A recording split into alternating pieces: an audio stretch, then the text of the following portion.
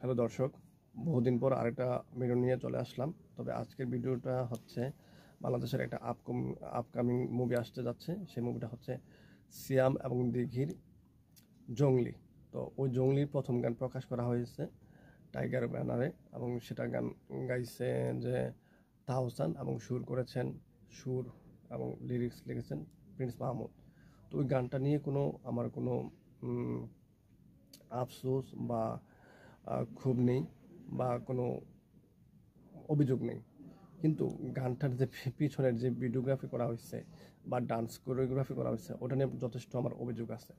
কারণ বাংলাদেশ 53-54 বছর হয়ে গেছে মুভি ইন্ডাস্ট্রির ইতিহাসে। তো ওই হিসাবে মানুষ তো দিনে দিনে অনেক বড় হয়, ইন্ডাস্ট্রি বড় হয়, ডান্সের মানুষের কোরিওগ্রাফি বড় হয়, সব কিছু বড় হয়। হ্যাঁ, তো ওই হিসাবে এবং কি সবচেয়ে বেশি অবাক লাগলো, এই গানের শুরুতে স্পন্সর করা হয়েছে কিছু বাংলাদেশের বিখ্যাত বিখ্যাত পণ্যের স্পন্সর করা হয়েছে। তো স্পন্সর করেও যদি ভিডিওগ্রাফি এত খারাপ হয় এবং লোক সংখ্যা মাত্র 15 থেকে 20 জন দিয়ে শেষ করে বলছে, পুরো গানটাকে 10-20 জন দিয়ে গানের ডান্স সম্পন্ন করে দিয়েছে। তো ঠিক আছে, 10-20 জনও ভালো হয়েছে। তো 10-20 জনকে যাদেরকে নেওয়া হয়েছে তাদেরকে কি ভালো পোশাক দেওয়া যেত না? যারা পিছনে কোয়ার্টিস্ট ছিল, হ্যাঁ, তাদেরকে কি ভালো ডান্স করানো যেত না? তাদেরকে কি ভালো লোকেশনে নেওয়া যেত না? তো এর চেয়ে ভালো তো বাংলাদেশের যে নর্মাল নাটক, এগুলোতে গান ব্যবহার করা হয়, ভিজুয়াল ব্যবহার করা, বাইরের দৃশ্যগুলো ব্যবহার করা হয়।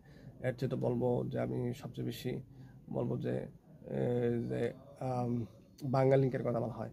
বাঙালিকের যতগুলা বিজ্ঞাপন আছে, এগুলোতে 1 মিনিট 60 সেকেন্ড 45 সেকেন্ডের জিঙ্গেল, মানে বিজ্ঞাপনের জন্য যে বড় ক্যানভাস, যে বিশাল মানুষের আয়োজন, ছোট ছোট ক্যানভাস, রিক্সা, অটো রিক্সা, প্রাইভেট কার, গাড়ি, গান, এমনকি বাংলাদেশের বিশ্বকাপের গান নিয়েও অসাধারণ কোরিওগ্রাফি করা হয়েছে। তো ওই হিসাবে আমি তো মনে করবো যে একক, হ্যাঁ, শুধু বিজ্ঞাপনের গানগুলোতে যে ধরনের আয়োজন করা হয় বা মানুষ যেমন শখ এবং সারিকার দেখলাম যে বহু গানে ওদেরকে নিয়োগ করা হয়েছিল। তো ওইগুলাতে ওদের ডান্স, বাঙালি গান, তো ওইগুলোতেও তো মনে করি ওরা ওই গানগুলো বলিউডকে ফিল করে, ওদের স্টেপগুলো দেখলে, নাচগুলো দেখলে, গানগুলো দেখলে। কিন্তু ওই হিসাবে মানে মুভি তো আরও বড় আয়োজনের হওয়ার কথা ছিল।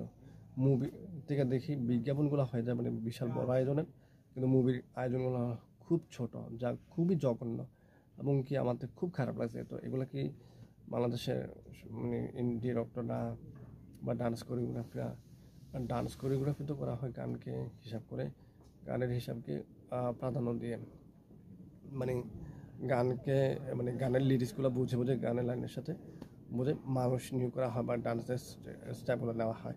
তো ওই হিসাবেও তো দেখা যাচ্ছে যে খুব ভালো না। তো আপনাদের কেমন লাগলো, বা বাংলাদেশের ডিরেক্টররা এগুলো নিয়ে ভাবে কিনা বা বলছে কিনা আমাকে জানাবেন। ভালো থাকবেন, ধন্যবাদ। আর আমার চ্যানেলটাকে লাইক, কমেন্ট, শেয়ার করে আমার পাশে থাকবেন। ধন্যবাদ সবাইকে।